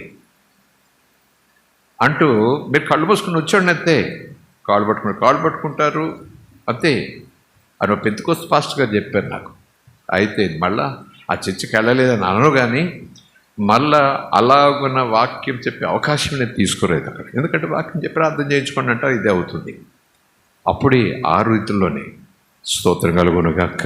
ఇప్పుడు నేటి దినాల్లో నాకు 3 పెట్టు, ఆయనకి 10 పెట్టు, ఆయనకి 20 పెట్టు, యేసయ్యకి 100 పెట్టు ధనాలు. నా ఫోటో కట్టించుకో, నా దైబ్రహ్మలు పెట్టుకో, నాది ఇది పెట్టుకో, అది పెట్టుకో, పర్సులో కనపడాలి, పెన్ మీద కనపడాలి, ఇంట్లో కనపడాలి, వాకెట్లో కనపడాలి, బెడ్రూమ్లో కనపడాలి, బాత్రూంలో కనపడాలి. అవసరమైతే నా పేరు పచ్చబట్టు కూడా పొడిపించుకో, సమాధిలోకి నీతో పాటు నేను వచ్చేస్తాను, నా పేరు వచ్చేస్తాను. అంత దూరం అభిమానం పోతుంది. అభిమానం, అది అభిమానం కాదు, ఆరాధన. అది అభిమానం కాదు, ఆరాధన. తప్పే ఉంది అది. వెనకాల వచ్చే డిబేట్లు, వెనకాల ఇచ్చుకుని డిబేట్లు ఎందుకంటే లేఖ దగ్గర పోదాం. ఆ ఊళ్ళోకి వెళ్ళాడట, ప్రభు నామం పేరట ప్రార్థన చేశాడట, స్వస్థత వచ్చిందట ఊర్లో పెద్ద ఆయనకి. వాళ్ళకి ఏం పని ఉంది చెప్పండి? ఏదైనా అద్భుతం జరిగితే బృహస్పతి, ఆ దేవత, ఈ దేవత అంటూ అప్పటికప్పుడు కల్పించేసి బలులు ఇవ్వటానికి దూడల్ని బండికి ఊరేగించడానికి బళ్ళు కూడా కట్టుకొచ్చేసారు. ఎవరి దగ్గరికి? పౌరుల దగ్గరికి, ఒక భక్తుల దగ్గరికి. ఏంటి అడవిడేంటి, ఏంటి బోర్లేంటి, ఏంటి దండలేంటి, ఏంటి మేళం ఏంటి, ఏంటి బాణాసంచ ఏంటి అని అనుకుంటే ఈరోజు ఏంటంటే మీకోసం మీరు మామూలు కాదండి, మీరు బృహస్పతి అండి, మీరు ఇంకోటండి, మీరు దేవుళ్ళండి బాబు, మీరు పైనుంచి వచ్చారండి బాబు, మిమ్మల్ని ఊరేగించకుండా ఉండలేమండి బాబు అని అంటున్నారు వాళ్ళు. అప్పుడు పౌలు ఏం చేశాడు చెప్పండి? ఈ 2 ఎద్దుల బండి ఏంటి, గుర్రాల బండి బట్టరా, ఇంత బండి ఏంటి, అంత బండి బట్టరా అన్నారా? ఈ దండ ఏంటి, ఆ దండ బట్టరా? నేను అంటున్నాను, సంఘము సేవ ఎక్కడికో పోతా ఉంది, ట్రాక్ తప్పేస్తూ ఉంది. అపొస్తలుల బోధకు ఎక్కడా కూడా చోటే ఉండదు. వాక్యం వివరాలు, మర్మాలు, పాయింట్స్, పుస్తకాలు, పాటలు వచ్చేస్తున్నాయి. కానీ వైఖరి చూస్తే అపొస్తలులకి మైండ్ సెట్ ఎక్కడ ఉండలేదు. ఈ తీరు ఎక్కువ కనపడతా ఉంది. అందుకే కదా పౌలుశీలు ఏం చేశారు వాళ్ళు చెప్పండి? పారిపోయారా? దాదాపు పారిపోవడానికి ప్రయత్నం చేశారు. కానీ అక్కడ జరిగిన మీ సన్నివేశం చదవండి.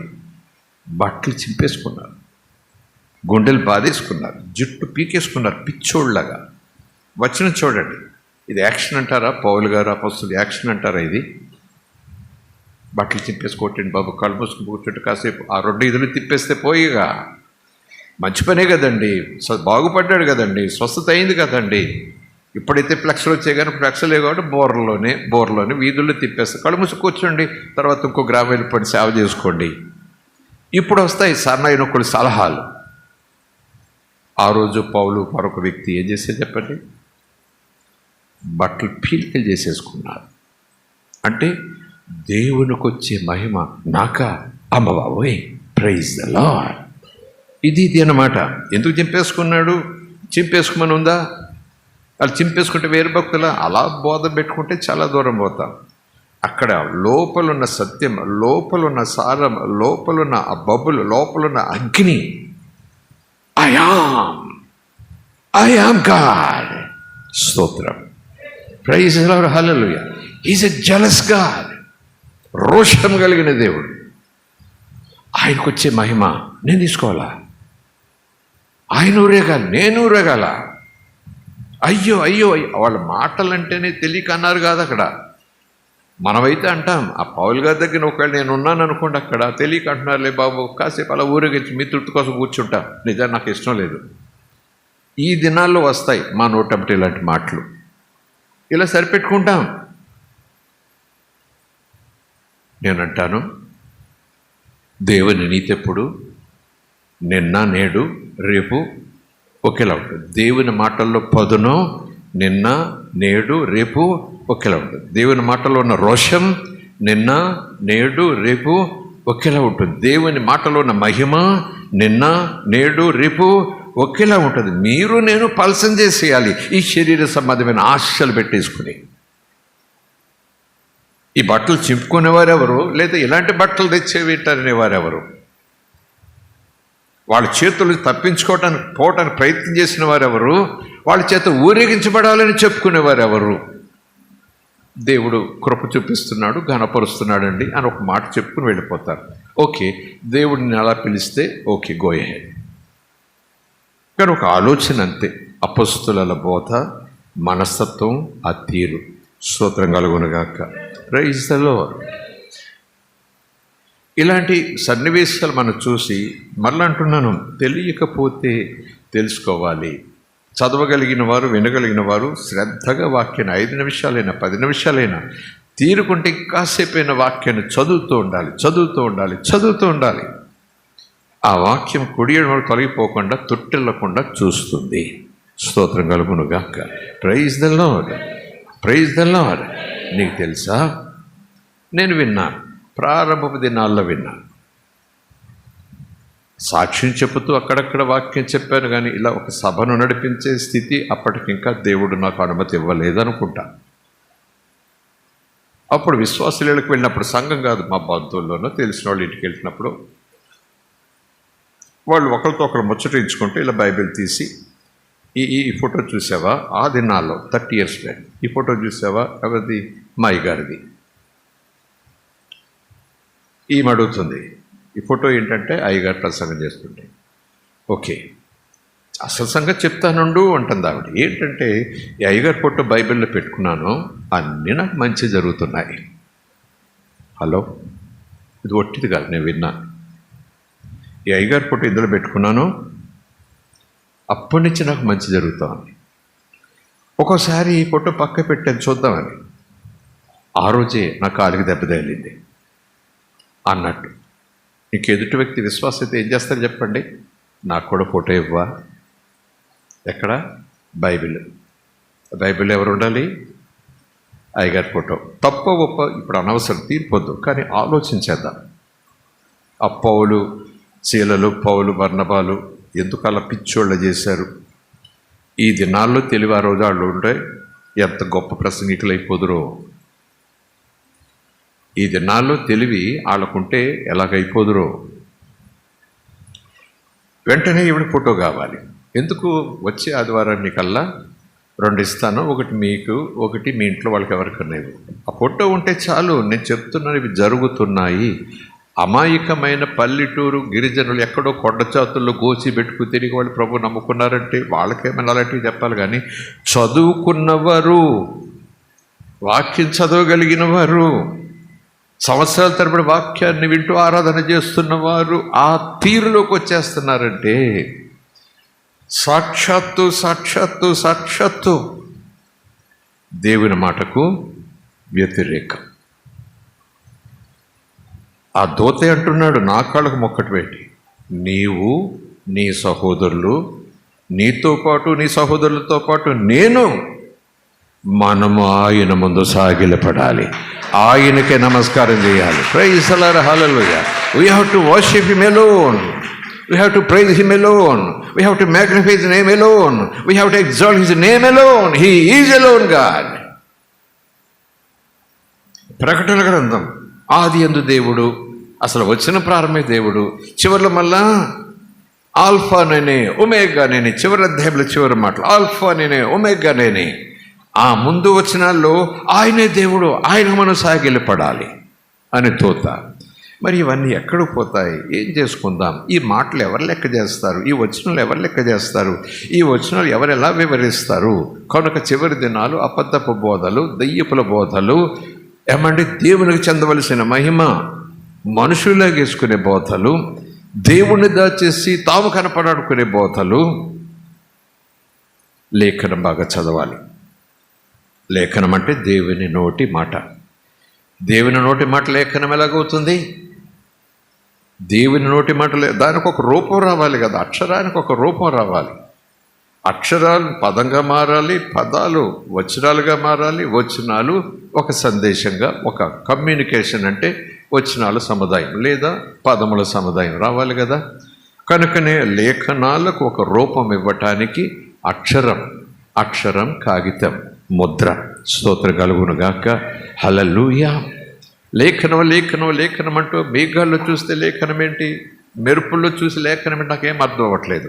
అదే అక్షరార్థంగా జాతిని బట్టి, భాషను బట్టి ఆయా వ్యక్తులకు దేవుడు వ్రాయించాడు అనుకోండి, ఇంకంత అద్భుతం మరొక చోట ఉండదు. కనుక నేనేమో ఇందాక చెప్పాను కదా, నాలుక వశమంటారు చూసారా, దేవుడే తన మాట మీద తాను నిలబడ్డాడు, తన మాట తప్పిపోనని చెప్పేశాడు. ఇంకో చోట ఎంత దూరం పోయాడంటే, నేను అన్న మాట తప్పిపోను, నా మీద నేనే ఒట్టు పెట్టుకుంటున్నాను, నా మామ మీద నా పేరు మీద ఒట్టు పెట్టుకుంటున్నాడు యెహోవా.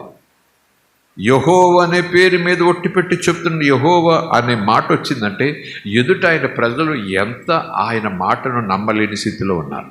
మనం కూడా చాలా సందర్భాల్లో ఏవో వాగ్దానాలు చేస్తామంటే అవునా అవునా అంటారు. ఎప్పుడైతే ఒట్టేసి ఎదుటి వ్యక్తి చెప్పాడో వెంటనే నమ్మేస్తాం మనం. అలాగా దేవుడు ఆ రోజు అంత తీవ్రమైన మాట పలికాడంటే ఎదుటివాడు అవిశ్వాసన లేదా తన మాట అంత ఖచ్చితం. ఆకాశములు తొలగిపోయినా, భూమి గతించిపోయినా, సముద్రాలు ఎండిపోయినా నా మాట తప్పిపోదు, నేను తప్పిపోను. స్తోత్రం కలుగునుగాక. ప్రైజ్ ది లార్డ్, హల్లెలూయా. అలాగే దేవుడు తన మాట పలికాడంటే మాట తప్పిపోడు. మాటలోనే సత్యం, యథార్థత, ఆ మాటల్లో నుంచే పవర్ ప్రవహిస్తుంది.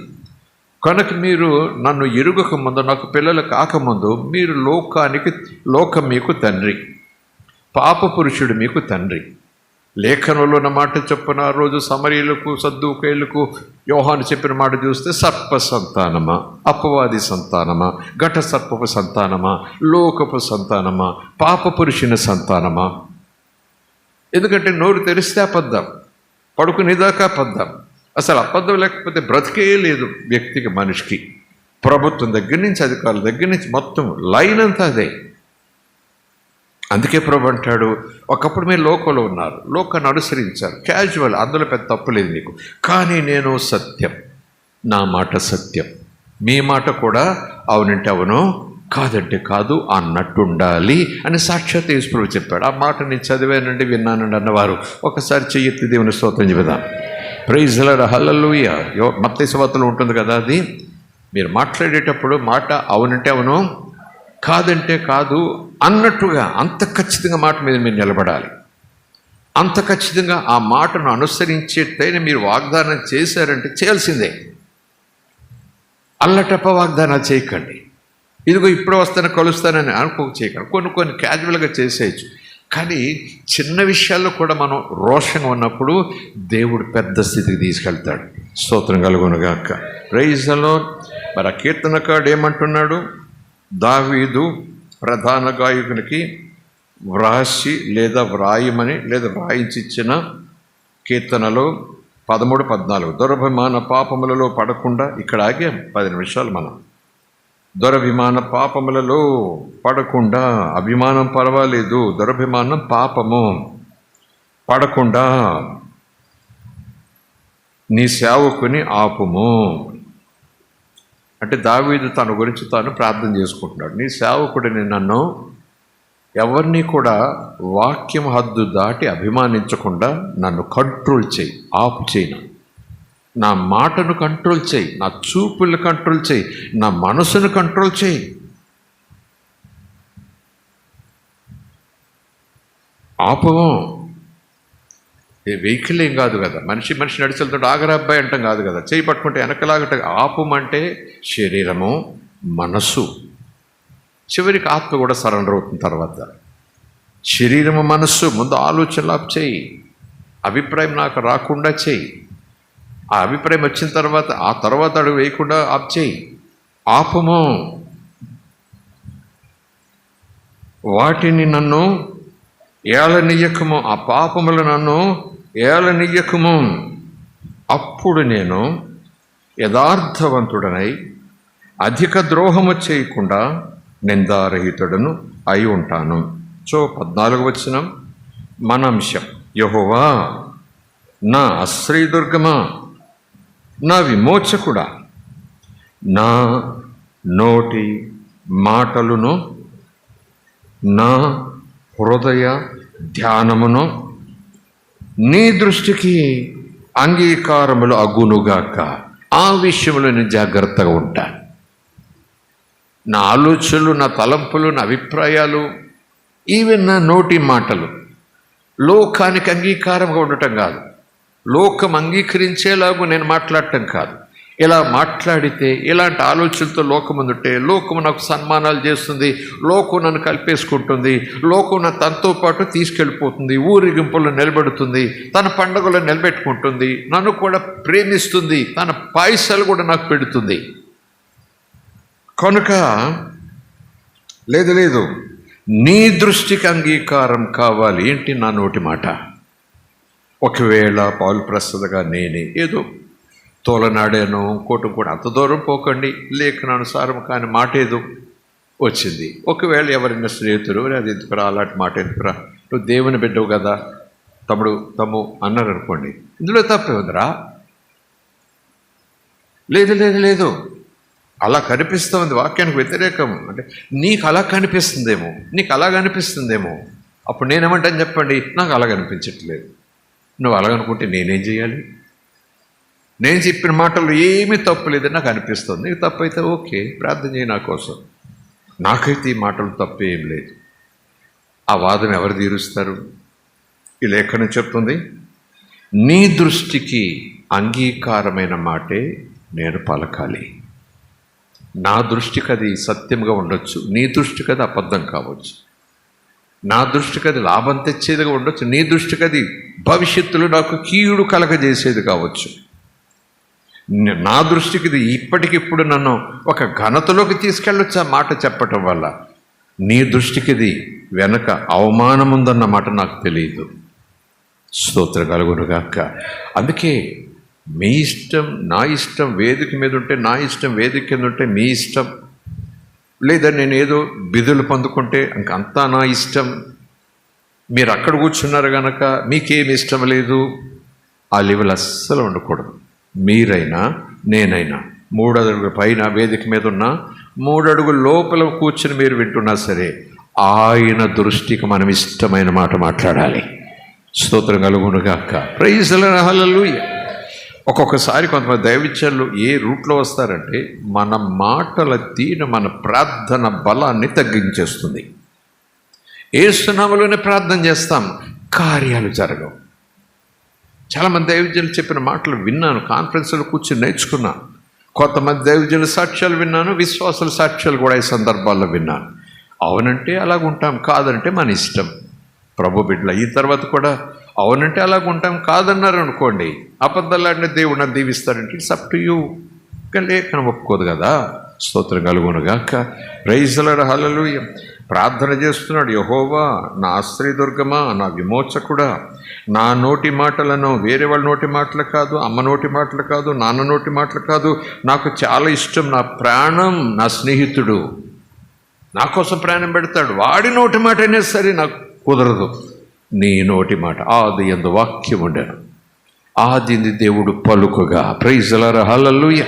నీ నోటి మాటలను నా హృదయ ధ్యానమును, నా ఆలోచనలు, ధ్యానం అంటే నా ఆలోచనలు, తలంపులు, ఆ మాటను బట్టి తలంపులు నీ దృష్టికి అంగీకారములు అవ్వాలి. అంగీకారములుగా ఉండేలాగున నేను ఆచితూచి మాట్లాడాలి. విస్తారమైన మాటలలో దోషముండక మానదు కనుక మాట్లాడుటకు నిదానించండి, వినుటకు వేగిరపడండి. స్తోత్రం కలుగునుగాక. నీ దృష్టికి అంగీకారములగునుగాక. మరొక వచ్చిన భాగం మరి కాస్త వెనక్కి వెళ్దాం. యోబు గ్రంథం 1వ అధ్యాయం అనుకుంటాను. సన్నివేశము, సందర్భము, అక్కడ జరిగిన సంగతులు, ఆ తీవ్రతలు అలా ఉంచండి. ఒక వచనం మాత్రం ఈరోజు అధ్యయనం చేస్తున్నా గనక నోటి మాట వాక్కు. మాట అంటే పలికినది. అది మాట నేను మళ్ళీ వినాలంటే, చదవాలంటే అది అక్షరార్థంగా దేని మీద వ్రాయబడాలి. ప్రకటన గ్రంథం చదువుకున్నాం కదా 3 వారాల క్రితం. సరే, యోబు గ్రంథం 1వ అధ్యాయంలో 22వ వచనం అనుకుంటాను, చూడండి. ఈ సంగతులలో ఎన్ని సంగతులు జరిగినా, ఇన్ని రకాలైన సంగతులు జరిగినా, ఏ విషయమందును ఏ పాపమును చేయలేదు. ఎలాగా? దేవుడు అన్యాయం చేశాడని చెప్పలేదు. ఆ 2 చిన్న సెంటెన్స్ని కలపాలంటే యోబు తన నోటి మాట చేత కూడా పాపము చేయలేదు. సో ఈ మాట ఇది బేలగా, విశ్వాసం తక్కువ అండి, లేదా ఈ మధ్యన ఇంత తీవ్రంగా సంఘటన, ఎవరైనా అదే అంట, దేవుడు నాకు అన్యాయం చేశాడు లోకం అనుకుంటే అనుకోవచ్చు. ఎందుకంటే అంటున్నారు కదా చాలా సందర్భాల్లో. అది భరించలేకపోతే సానుభూతి చూపించేవాళ్ళు అదే మాట, దేవుడు నీకు అన్యాయం చేశాడే. మరొకళ్ళు వచ్చి మరింత తత్వం, దేవుడిని తల్లాత రాశాడు, ఏం చేస్తాం? పెద్దోడు అలా చచ్చిపోయాడు, రెండోడు ఇలా చచ్చిపోయాడు, మూడోడు ఇలా చచ్చిపోయాడు, ఇంకొకడే మిలిగాడు అంటే ఇంక నెక్స్ట్ ఏంటి చెప్పండి? ఆడు కూడా పోతాడు, దేవుని తలరాత అని. అది కూడా దేవుని మాటకు, దేవుని మనసుకు వ్యతిరేకం. ఇలా సానుభూతి చెప్పేవాడు ఒకడు, మరొకడు అయ్యో నీకు ఎంత అన్యాయం చేశాడు దేవుడు, మనిషి చేశాడంటే మళ్ళీ వాళ్ళు జుట్టు పట్టుకుంటారు, కాలర్ పట్టుకుని నేను అన్యాయం చేశానా అని. దేవుడు నీకు ఎంత చేశాడంటే కనపడ్డు కదా అయినా, వినపడ్డు కదా అయినా, అదొక సానుభూతి. విశ్వాసులు కూడా మనం నేర్చుకోవాలి. అందుకే మొదటి తరగతిలో కూర్చోబెడుతున్నాడు. నన్ను నమ్మిన నీవు, నా ప్రేమను నమ్మిన నీవు, నా త్యాగాన్ని నమ్మిన నీవు, రాబోతున్న నమ్మిన నీవు, ప్రభు కోసం బ్రతకాలు తప్పిస్తున్న నీవు, ఏ నిమిషంలో కూడా ఎంత బాధ వచ్చినా, ఎంత భయం వచ్చినా ఈ మాట అనకూడదు. అంటే నేను చేసేస్తాను, అక్కడికి వెళ్ళకండి, అనకూడదు అంతే. నన్ను ప్రేమించేవాడు నాకు అన్యాయం చేస్తున్నాడు అని ఎలాగనగలను? నా కోసం ప్రాణం పెట్టి యేసుప్రభు తెలుసా నీకు? అమ్మ, అక్క, చెల్లి నమ్ముకో, ఆయన ప్రేమ సామాన్యం కాదు, ఆయన నీకు అన్యాయం చేయడు అని అందరికీ సువార్త చెప్పి నలుగురి ప్రభుకు నడిపించింది. నేను ఏదో ఒక దుర్ఘటన జరిగింది, అది ఉక్కిరి బిక్కిరి చేసింది, నా భవిష్యత్తు ఏమైపోయింది అనేలాగా జరిగింది ఆ సంఘటన. ఎవరు చెప్పకుండా, ఎవరు పలకరించకుండా వచ్చిన వాళ్ళు అందరి దగ్గర నేను ఇలా కుమ్మరిస్తున్నాను అనుకున్న దుఃఖాన్ని. దేవుడు నాకు అన్యాయం చేశాడు, దేవుడు నాకు అన్యాయం చేశాడు, అది చేస్తాడు అనుకోలేదు అని ఈవిడ చెప్పటం. ఇంకా బాగా అభిమానం ఉన్నా, లేకపోతే బాగా వాక్యం ఎరిగిన కొంతమంది విశ్వాసులు కూడా ఇలా ఓదార్చడం కూడా విన్నాను. నేను సహజంగా విన్నాను కాబట్టి చెప్తున్నాను. వాళ్ళు కూడా దేవుడికి అన్యాయం చేస్తాడు అనుకోలేదు, ఇలా దేవుడు చేస్తాడు అనుకోలేదు. ఎందుకు దేవుడు ఇలా చేశాడో కానీ, అంటే నీదేం తప్పు లేదు, దేవుడిదే తప్పు. నువ్వు చాలా నీతిమంతుడిగా బ్రతికావు కానీ దేవుడే రాంగ్. ఎక్కడి దాకా పోతున్నాం మనము? ఎంత అవగాహనతో పోతున్నాం మనము? ఏం తెలిసిందని దేవుడు నమ్ముకున్నా, దేవుడు తెలుసుకున్నాడు, ఏం తెలిసింది నాకు? స్తోత్రం. కనుక చిన్న చిన్న విషయాల్లో దేవుని ఆ మాటల, దేవుని ఆ మహిమను, దేవుని ఆ ఘనతను, దేవునికి రావలసిన ఆ స్థితిని మనమే చేజేతుల తవ్వేస్తున్నట్టు స్థితి. రక్షణ పోతుందని నేను అనవసరమా? మామూలు సామాన్యమైన రక్షణ కాదు, అంత సులువుగా పోయేది కాదు. రక్షణ అలాగ ఉంచండి, కానీ భయభక్తులు కలిగి దేవునిలో ఎదగాలి, రక్షణలో ఎదగాలి, రక్షణలో కొనసాగాలి, ఈ విశ్వాసాన్ని కాపాడుకోవాలి. ఈ మాటల తాత్పర్యం ఏంటంటే, ఇలాంటి మాటలతో మీ విశ్వాసాన్ని పలచన చేసుకోకండి, మీ విధేయతను పలచన చేసుకోకండి, అక్కర్లేనివన్నీ కూడా తెలిసినట్టు మాట్లాడకండి, దేవుణ్ణి అన్యాయస్తుడిగా ఎదురు పెట్టకండి. నిన్నే చెప్పావు దేవుడు న్యాయం చేస్తాడు నీకని, ఈరోజు నీకేదో కష్టం వచ్చింది, దేవుడు నాకు అన్యాయం చేశాడంటే నమ్ముకోవటం సిద్ధపడిన వాడు ఏమనుకోవాలి?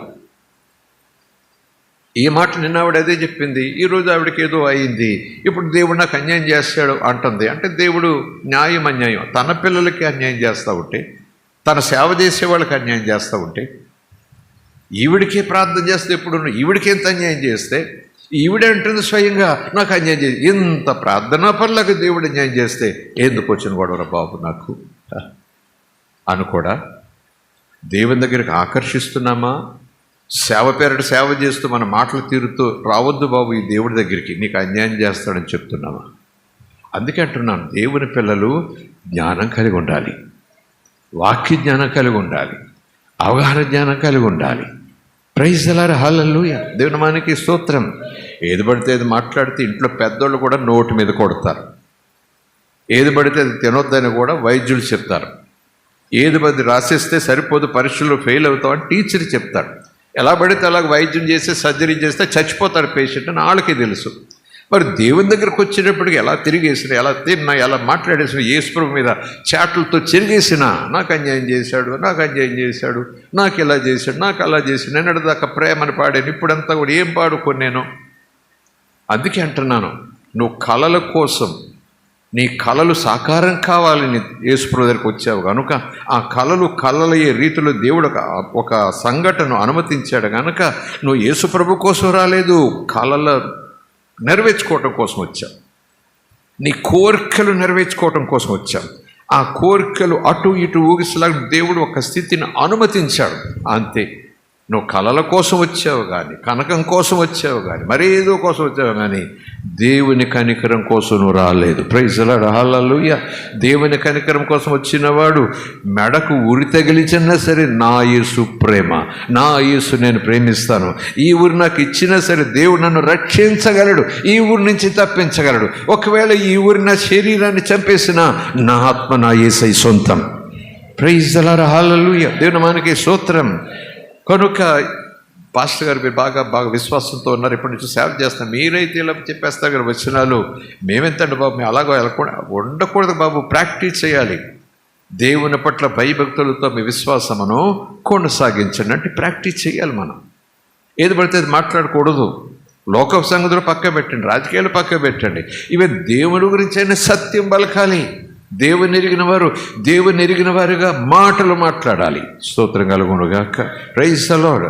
ప్రార్థనలో బలం తగ్గటానికి, ప్రార్థన చేసిన సరే సమాధానం సరిగా రాకపోవటానికి ఉన్న కొన్ని ప్రత్యేకమైన కారణాల్లో యేసు నామములో అడిగితే వస్తాయి కదా, రాకుండా ఉండవు కదా. ఉంది హామీ, ఓపెన్ చెక్ ఉంది.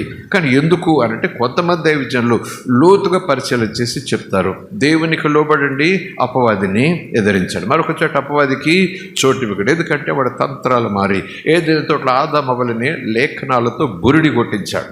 వాడు సొంత కథలు ఏం పట్టుకురాలేదు, సొంత విశ్వాసపు గ్రంథాలు ఏం పట్టుకురాలేదు, వాడు సొంత బోధి పట్టుకురాలేదు. దేవుని లేఖనమే అలాగ అవదు, దేవుని లేఖనమే అలా కాదు, దేవుని లేఖనమే మీరు అలాగ ఉండక్కర్లేదు, దేవుని లేఖనమే మీకు ఏం కాదు. ఈరోజు కూడా అదే తంత్రం. మీ మట్టుకు మీరు, నా మట్టుకు నేను ప్రభు రాకడ కొరకు సిద్ధపడాలంతే. నేను సిద్ధపడుతున్నానంటే నన్ను చూసిన వారు నాకు నాకు తెలియాలి, నేను సిద్ధపడుతున్నానంటే నేను స్నానం చేయాలి, నేను బట్టలు వేసుకోవాలి, బ్యాగ్ చేత్తో పట్టుకోవాలి, చెప్పులు వేసుకోవాలి, ప్రయాణాన్ని బయలుదేరినట్టుగా ఉండాలి. ఎవడో చెప్పులు వేసుకుంటే నేను సిద్ధపడుతున్నట్టు ఎలాగవుతుంది? ఎవడో స్నానం చేస్తే నేను ప్రయాణంలో ఉన్నట్టు ఎలా తెలుస్తుంది? నేను బ్యాగ్ సర్దేసుకుని పట్టుకుంటే ఎలాగవుతుంది? ఎవడో ప్రయాణం వెళ్తుంటే నేను ఎలాగవుతుంది? నేను స్నానం చేయాలి, నేను బట్టలు వేసుకోవాలి, నేను బ్యాగ్ సర్దుకోవాలి, నేను చెప్పులు వేసుకోవాలి, నేను ఆ ప్రయాణమై వెళ్ళే చోటుకి వెళ్ళడానికి అవసరమైనటువంటి ఆ నిధిని చేత్తో పెట్టుకుని వాకిల్లోకి అడుగులు వేయాలి. నిజానికి అలా స్థితిలో వాకిట్లో నిలబడిన వచ్చినవాడు అడుగుతాడు, వంట ఏం చేసావని అడుగుతాడా?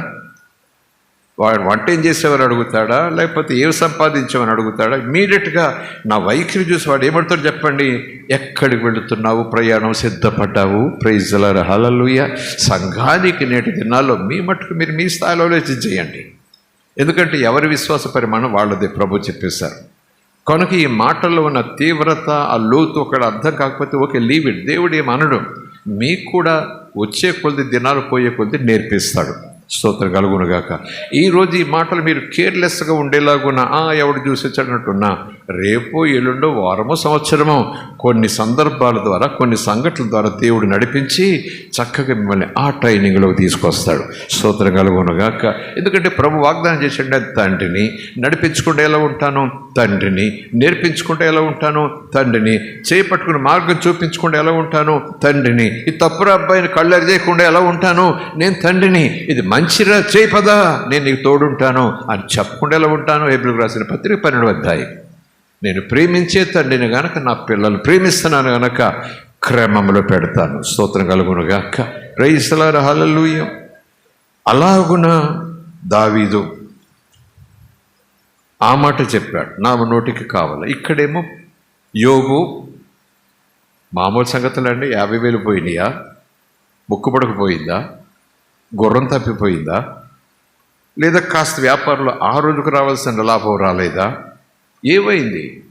నోటి మాట చొప్పున యోబు పాపం చేయలేదు, దేవుడు నాకు అన్యాయం చేశాడని అనలేదు. దేవుడిచ్చాడు, తీసుకెళ్ళాడు, లోపలికి వేదాంతంలోకి వెళ్ళిపోతారు కూడా, చాలా అది అలా ఉంచండి. కానీ అక్కడ యోబు పరిస్థితి లెవెల్ చూడండి. ఇంక దాన్ని మించి ఉండదు శ్రమ. దట్ ఈజ్ ద ఫైనల్, అది ఫైనల్ డిగ్రీ. అందరికీ సంభవిస్తాయని అనను కానీ ఆ మనస్తత్వంతో ఎప్పుడు మన నాలుక మీద స్తుతి ఉండాలంటే ఏంటి చెప్పండి? ఎప్పుడు నా పెదాలు మిస్తుతూ ఉంటుంది, భాషలతో మాట్లాడుకుంటుంటాను, ఎప్పుడు స్తోత్రం చెప్పుకుంటుంటాను. నా ఇంట్లో వాళ్ళు చెప్తారు, నా వీధిలో వాళ్ళు చెప్తారు, నా భార్య చెప్తుంది, నా సంగతులు చెప్తారు, అయ్యగారు ఎప్పుడు స్తోత్రం చెప్తాను అంటారు, పెదాల మీద ఉంటుంది. అలాగ 100 రోజులు చెప్పి ఏదో ఒక సందర్భంలో దేవుడు నాకు అన్యాయం చేశాడంటే ఏంటి స్తోత్రాలు, ఏంటి స్తోత్రాలు? అదే దేవుడు అంటాడు, నేను చెప్పే స్తుతి పెదవుల నుంచి వస్తే అక్కడితోటే. పరిస్థితుల వల్ల ఈ స్తుతి మారిపోతుంది. కానీ నా స్తుతి కడుపులో నుంచి వచ్చిందనుకోండి, కల్మషం లేకుండా వచ్చిందనుకోండి, నిస్వార్థంగా వచ్చిందనుకోండి, నిజదేవునితో సంబంధం కలిగిన స్తుతి వచ్చిందనుకోండి, నెత్తి మీద నిప్పులు పడినా నా గుండె స్తుతి చెప్తుంది, నా పెదవులు స్తుతి చెప్తాయి, నా మనసు ఆరాధిస్తుంది. ప్రైజ్ ది లార్డ్, హల్లెలూయా, దేవుని మనకి స్తోత్రం. అలాగ శ్రమ వచ్చినప్పుడు నేను స్తుతిస్తా, లేదు అప్పుడు రెడీ అవుతానులేండి అని అనుకోకండి. ఇప్పుడు రేపు శ్రమ వస్తుందని చెప్పను, కానీ మాట గురించి మాట్లాడుతున్నాను. మన మాటల తీరు, మన మాటల్లో ఉన్న తేలిక, మన మాటల్లో ఉన్న ఆ చురుకుదనం, మన మాటల్లో ఉన్న వేగం మనకు తెలియకుండానే తెలియని ఆధ్యాత్మిక జీవితపు ఆ మార్గంలో నుంచి తొలగిపోయాగా, లేదు తొలగిపోలేండి, ప్రభు నడిపిస్తున్నాడు కదా మరి. లేదా ఆ తీవ్రత, ఆ దాహం, ఆకలి తగ్గిపోయేలాగా చేస్తుంది. నిజం. ప్రభు అన్నారు, నేనే మార్గం, నేనే జీవం, నేనే సత్యం. 3 వచనాలు చదువుకున్నాము. యేసు చెప్పిన ఒక వచన భాగం చదువుతాను, 2 మార్లు చదువుతాను, ప్రార్థన చేసుకుందాం. మీకు ఇష్టమైతే ఒక్కసారి దేవుని స్తోత్రం చెబుదాం. హల్లెలూయా. యేసయ్య దేవుడు అంటారా కాదా? నాకెందుకు వచ్చిందో డౌట్, నాకు కాదు, మీకు రాకూడదని. బాగా ప్రభువులు నలుగురు కూడా 10 మంది వచ్చేసి దేవుడు కాదని సభలో 10 రోజులు వేసి వెళ్ళారనుకోండి, ఎక్కువ సభలో పెట్టారనుకోండి పక్కన. మీరు వెళ్ళండి, 10 రోజులు కూర్చోండి, యేసు దేవుడు కాదని బైబిల్ వచ్చి చెప్తారు. ఇంక ఇంటికి వచ్చిన కానీ మీకు ఎలా ఉండి చెప్పండి, యేసు దేవుడు కాదట మొదలవుద్ది, దేవుడు కాదని తర్వాత వస్తుంది. యేసు దేవుడు, సమస్తము ఆయన మూలముగా కలిగి ఉన్నది ఏది కూడా ఆయన లేకుండా కలగలేదు. ఆ వాక్యమే శరీరం ధరించుకుని, ఆ వాక్యమైన దేవుడే శరీరం ధరించుకుని కృప సత్య సంపూర్ణుడిగా మన మధ్య సంచారం చేయడానికి వచ్చాడు. ఊరికే ప్రయాణాలు కాదు, ఊరేగింపులు కాదు, దేవుడు దిగొచ్చేసాడు మన మధ్యకి. అసలు దేవుడు ప్రేమ ఏంటో, దేవుని ఆలోచనలు ఏంటో, దేవుడు మన గురించి ఎంత శ్రద్ధ పెట్టాడు, దేవుడు కూడా మన గురించి ఎంత తీవ్రంగా ఆలోచన చేస్తున్నాడు, అవన్నీ తన ప్రత్యక్షంగా చూపించేశాడు. స్తోత్రం కలుగును గాక. మరి ఆ యేసయ్య ఏమంటాడు? ఇందాక వచనాలలో చెప్పేటప్పుడు ఈ మాట చెప్పాను, అయినా లేఖనాల్లో ఉందా అని ఎవరికైనా అనుమానం ఉంటే ఒకసారి చూద్దాం. మత్తయి సువార్త, చాలా సమయమైంది, అభ్యంతర పడకండి. 12వ అధ్యాయం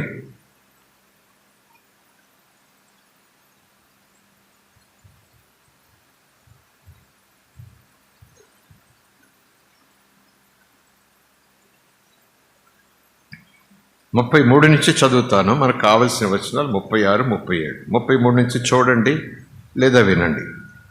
చెట్టు మంచిదని ఎంచి దాని పండును మంచిది అని ఎంచండి, లేదా చెట్టు చెడ్డదని ఎంచి దాని పండును చెడ్డది అని ఎంచండి. చెట్టు దాని పండు వలన తెలియబడుతుంది. సర్ప సంతానమా, మీరు చెడ్డవారై ఉండి ఎలాగూ మంచి మాటలు పలకగలరు? అంటే మంచి మాటలు పలికేవారు ఎవరి సంతానము? చెడ్డ మాటలు పలికేవారు ఎవరి సంతానము? మంచి మాటలు పలుకుతున్నారంటే ఆ మంచి మాటలను పలికే వారి సంతానం అంటే ఆ తండ్రి ఎవరు? ఈ చెడ్డ మాటలు పలికే వారి సంతానముగా కలిగిన ఆ తండ్రి ఎవరు? మీరు చెడ్డ మాటలు పలుకుతున్నారంటే మీరు ఆ వ్యక్తి సంతానమే. మంచి మాట ఎలా పలకగలరు మీరు? అసలు మీ నోట మంచి మాట వస్తుందంటే ఆశ్చర్యం అన్నట్టు మాట్లాడుతున్నాడు. స్తోత్రం కలుగునగాక. Praise the lord. సర్ప సంతానమా అంటే సర్పం అంటే సర్పం అని కాదు అక్కడ, అపవాది, ఘట సర్పం, చీకటి, మరణం, దేవునికి ప్రథమ విరోధి లూసిఫర్. సర్ప సంతానమా అంటే దేవుడు అవునన్న మాటలకు వాడు కాదంటాడు అంతే, దేవుడని కాదన్న మాటలకి కాదంటాడు అంతే. వాడి ప్రణాళిక అది.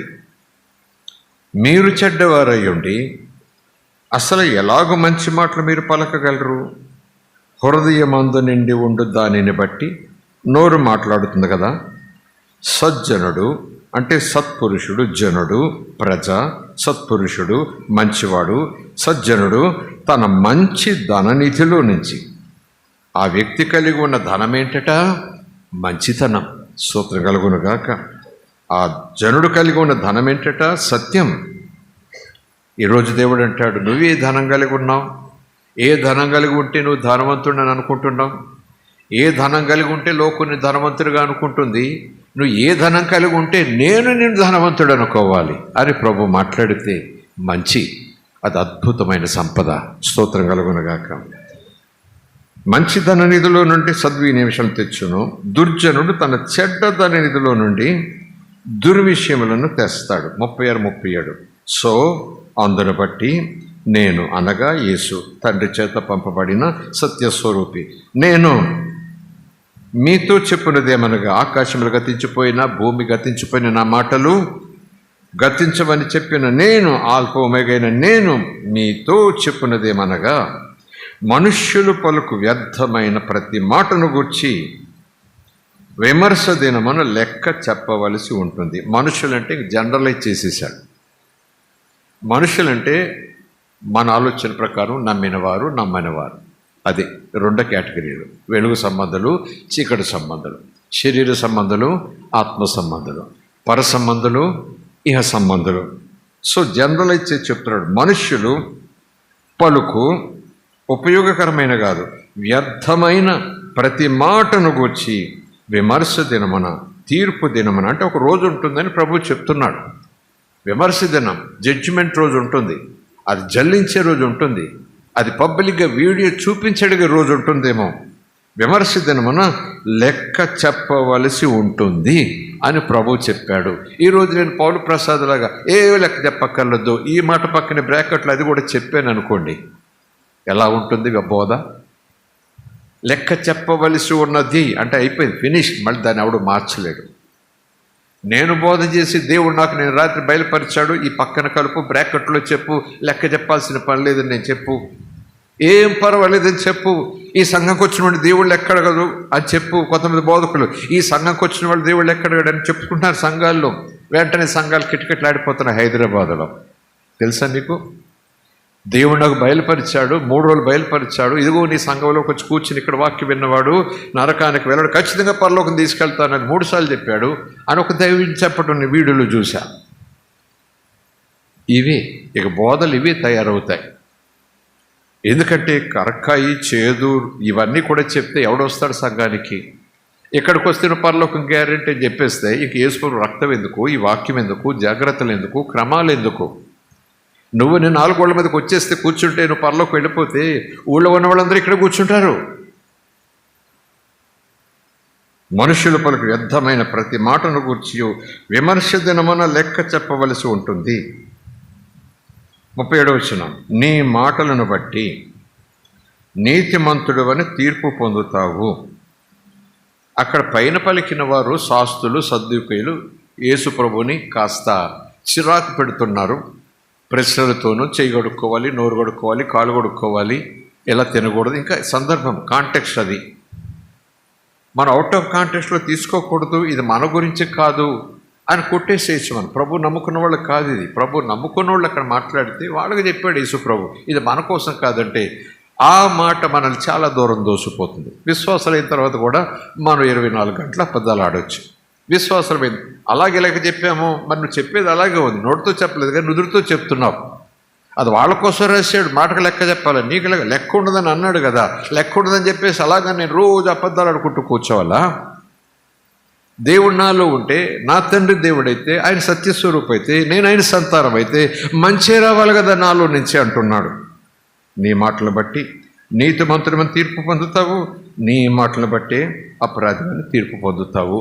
అలాగున సత్యం బోధించి ప్రతి వారి హృదయంలో ఉన్న అవినీతిని చూపించి పశ్చాత్తాపం నడిపించి మారు మనసు పొంది దేవుని రాజ్యంలో ప్రవేశించుటకు యేసు మార్గమైపోయాడు. స్తోత్రం కలుగునుగా.